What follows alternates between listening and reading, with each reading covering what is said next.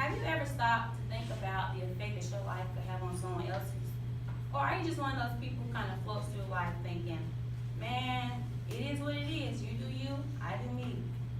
Well, I used to be one of those people a long time ago.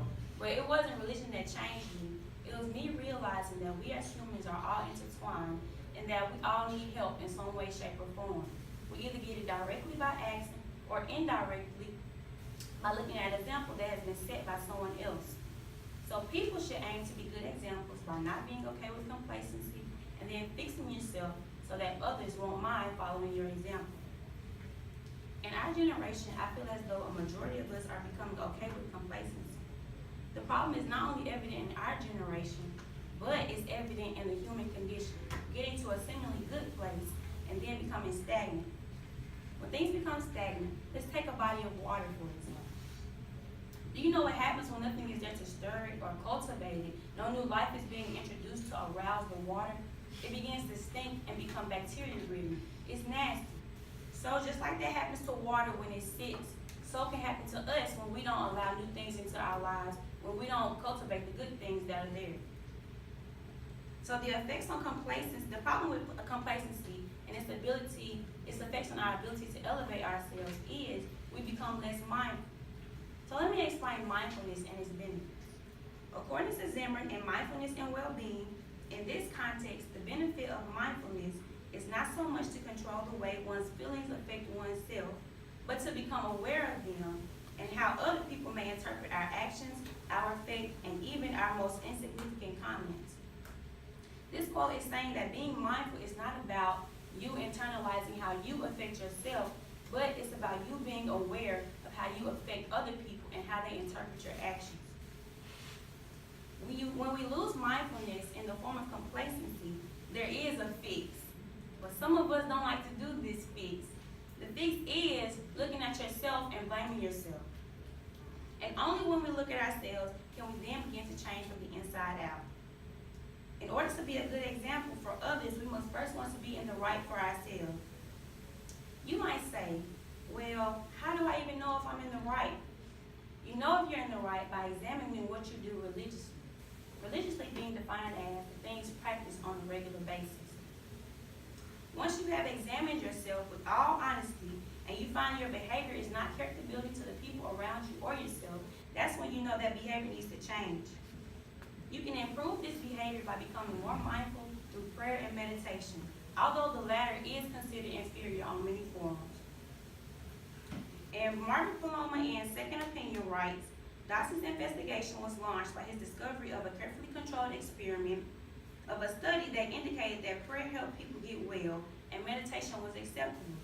In the study, he goes further into the healing powers of prayer and how prayer can heal not only the body by speaking things into existence, but also was designed to heal the mind and spirit. So if you find yourself with things weighing on your heart, or even if you struggle with anxiety or depression, which does in turn affect how you treat others around you, I strongly encourage you to find a corner, a quiet place physically, meaning setting, and a quiet place mentally, meaning clearing your mind of all the distractions. Find a quiet place just to sit and talk about these things, even if you feel you're not praying to some God or another person.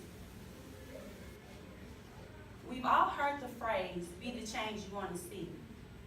We've heard it so much that sometimes it's in one ear, out the other. It goes completely over our heads. But today, I don't want you to think about change in a global or political or environmental sense, but I want you to think about it on a smaller scale, like within the classroom, with your associates, or even your inner friend circles. So to be the change you want to see within those groups, it requires you first to acknowledge the negative, rude, nice, nasty, passive-aggressive, self-destructive behavior that we all practice. And then it requires a heart change. Changing the way you think and your level of mindfulness can be hard. And I know you won't be perfect, will never be perfect, but will always be in the pursuit of perfection.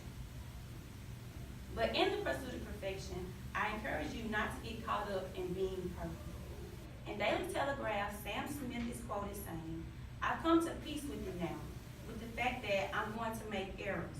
I'm proud of that. I want to make mistakes because that's how you learn. I say that saying it's okay to fail And today I want you all to let go of the pride of you being fearful to fail publicly, because that's how you encourage other people to get better, and that's how you get better yourself. Failure keeps us humble and allows us to see the need for improvement. So once you recognize that need for improvement, your environment begins to change and shape itself to fit you. But it all starts with you.